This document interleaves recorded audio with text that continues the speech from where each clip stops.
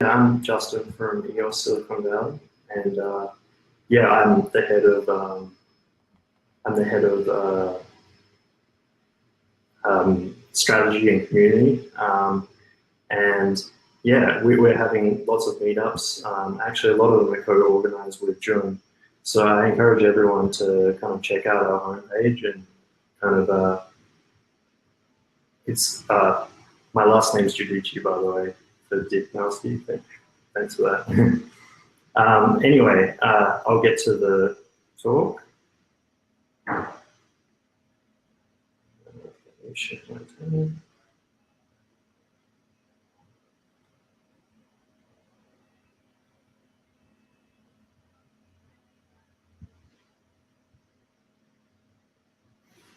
Okay, so the topic is tokenomic models and why current models are failing and why we should still be excited.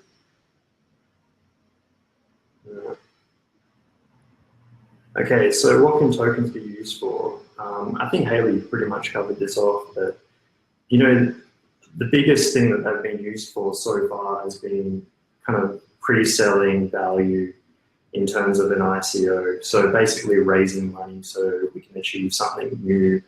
And that it's been incredibly successful in doing that. So it can also represent coupons, something that's a fixed representation of value. They could be anything like a hamburger or a representation of kind of frequent flyers or something like that. There's also kind of, it's been used for like things like home share or decentralized Uber, that sort of thing. And also we've seen with EOS, quite successfully, it's been used for computer resources on the network. So like the bandwidth, CPU, and RAM. So the properties of a good token are generally considered it's well distributed, lots of people have it in their hands, it's scalable, it's a store of value, it's fungible, so it's easy to trade in and out of other resources. It's not, you're not stuck with it. And also a big part of that is getting on exchanges, so it's easily exchangeable for other things. So it also needs to be incentivized for use.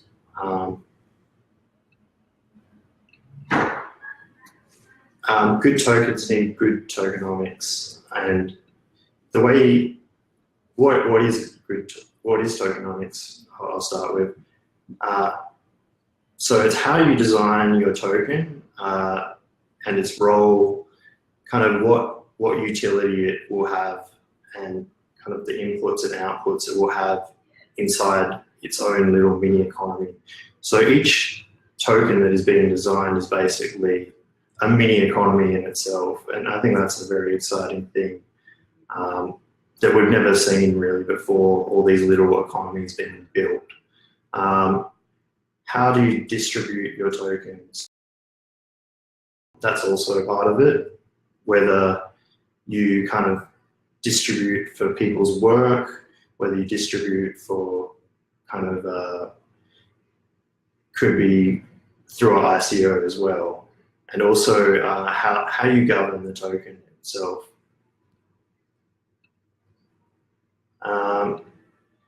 So to understand a bit further, it's good to understand what's the main differences between economics and tokenomics.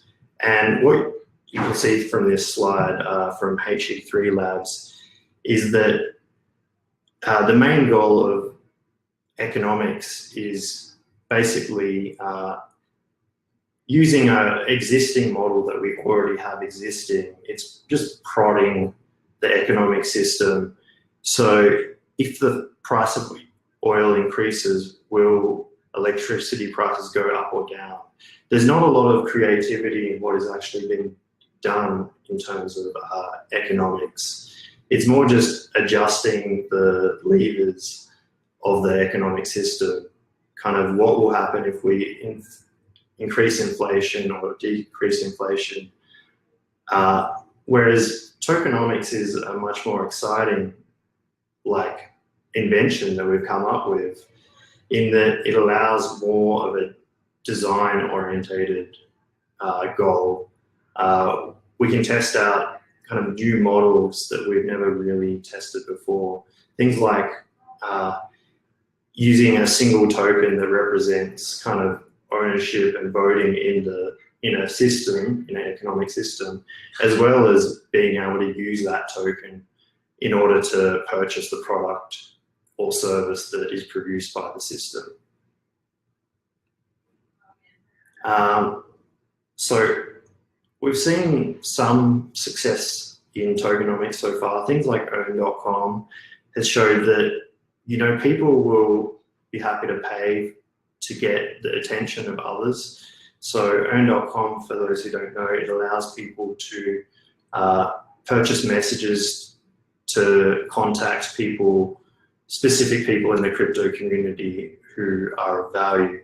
And we've seen people wanting to purchase, in this case, they're using Bitcoin, and then they're actually using it to message people and have people do surveys. And so because it's using Bitcoin, there's already buyers and sellers, and it's been a pretty good success in that regard. Steemit also has shown that, you know, people are incentivized by kind of the ability to earn tokens. We haven't seen it happen over a long period yet, though, and see kind of, is there sustainably reason for people to buy into the Steem market, or is there only incentive for people to kind of hold? Okay, we've seen like a huge crash in token prices recently. All the old coins are significantly down, and some of the headlines coming out as follows. For instance, over 1,000 ICOs have failed in 2018, and like, yeah, basically half of all ICOs have died as well. So it's showing that a lot of the new formulas that we're actually testing out are not very successful at all.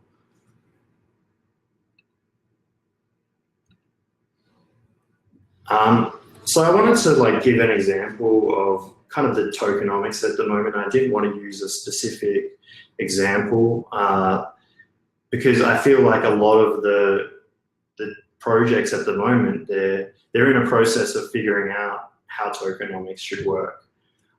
So we should kind of enable them to do that without kind of slagging them off by identifying them.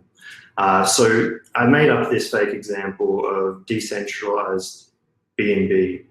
And this is like represents a typical sort of tokenomics model at the moment. So no fees if using the BNB token, that's the official token of DBNB. The BNB tokens get held in a smart contract that kind of allows the facilitation of arbitration, and it provides some advantages. We have a decentralized arbitration component, an ICO distribution, so a small amount of people buying into the token at the beginning and owning that token. So we have zero or a small inflation to pay for development and possibly arbitration. So the cost of the stay is that the rentee, the person putting their property on the market, is usually tied to US dollars, because if they tied it to their BNB token, because it's fluctuating so much, they don't know what they'll get by the time the place is taken, and they have to adjust it repeatedly. So the more use, the way the tokenomics works in terms of how value is accrued is more use equals more value, since there's a limited supply, and the price is obviously volatile. So the problems that come from this is that there still needs to be there still needs to be fees to actually buy the token in the first place. So even though they might say it's like no fees, you still need to go on an exchange and you still need to buy it, and typically there's a 1 to 3% fee there, possibly more. So also the token is in only a small amount of hands at that point, so you don't have a captive market necessarily. You could do an airdrop these days, but again, people will still need to buy a lot more tokens. And also, it's quite time consuming to actually buy the tokens in the first place. Getting on an exchange isn't an easy on-ramp at the moment. And also, like, in terms of using smart contracts to make sure someone doesn't show up or pull out on the deal, it's really complicated because the token will fluctuate so much. There might be an incentive to pull out of an agreement even if you do lose money because the token price has increased so much. So it really creates a lot of different issues. So yeah, there's that incentive to renege on a contract. So some of the general advantages of using tokens are it's easier to raise money, as we've already talked about, and that's proven. It also has that capability that Haley was talking about, that you can align incentives. That's really great as well. It's also a good way to incentivize work. So like in your typical kind of startup, you need to get people to come on board, and it provides a clean way that you can kind of distribute the value of your company in terms of tokens. And because once you have the token, it can't be pulled away, it kind of creates a lot of security for people. So it's also a decentralized model, and so you don't necessarily have to have a single point of control. And also it's allowing us to test out brand new economic models, which is great. So while the failure for kind of our typical ICOs is great, is because we're gradually getting to a point where we're actually figuring out how to kind of run these economic models.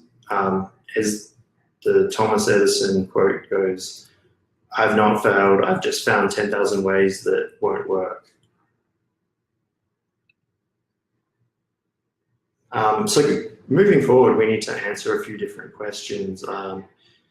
You know, will people feel comfortable participating in economic markets where there is so much volatility? You know, should we move to a better way, like a two-token system? And we've already started to see some tokens actually utilize that. But we don't know exactly how it will work.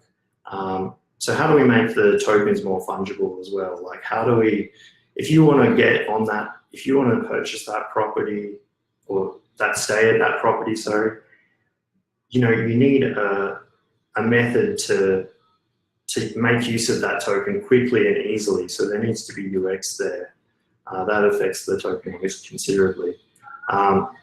So how do we make it better than the actual centralized version of Airbnb until you kind of reach that point where things are cheaper and better UX, and people having a better experience, where arbitration is helping, that's vastly better than what Airbnb can do. We need to get to that point. So yeah, as I was saying, I think we're going to head towards a multi-token economy for a lot of things. We'll have those better, cleaner on-ramps into cryptocurrency, and I think we could have more security tokens. I think we could kind of look at some of the older models that we've had that are successful and maybe utilize them more. And maybe we'll utilize kind of utility tokens that are that are tied to specific quantities of things as well.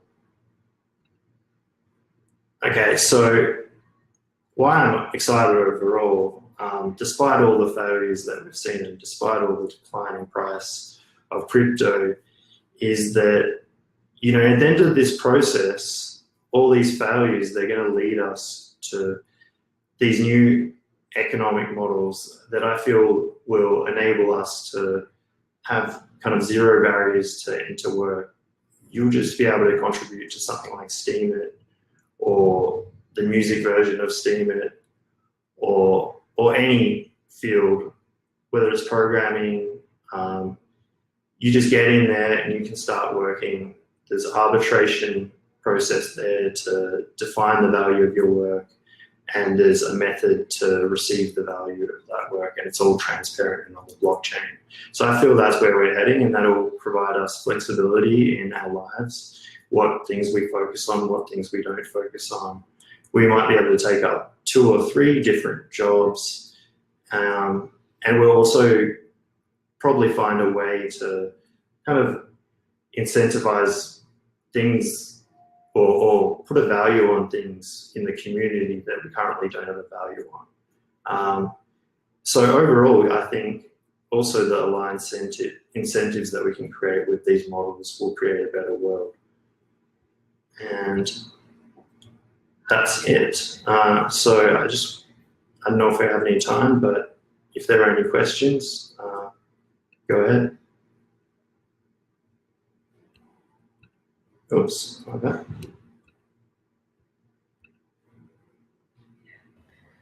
Do we have any time, Drew? Yeah, so let's take one question. Justin, a great one question quickly. Great presentation. I'll get a lot of these dApps things to think about, and we'll see a lot more experimentation, I'm sure. So let's try one question. Maybe in the chat window, if you see any question that you like, Justin, feel free to answer that. Yeah, I can't see any questions. No, we might not have any questions. Or where are all the dApps? I'll cover that.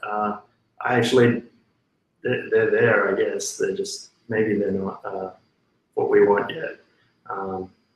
But I think on EOS, they're coming in the next few months, I'd say. All right, awesome. I do see one in the question box or ask a question section. Sure. Do you foresee tokenization of assets, such as stocks, happening anytime soon? Yeah, I definitely think that's a huge possibility, especially with financial EOS platform like Wobbly. Maybe someone will build a stock exchange on that. And actually, we've already seen in Australia, the ASX, which is basically the New York Stock Exchange of Australia, they're looking already at how they will go over to blockchain for their future system. So that's already happening. So it's definitely going to happen in the next 1 to 3 years.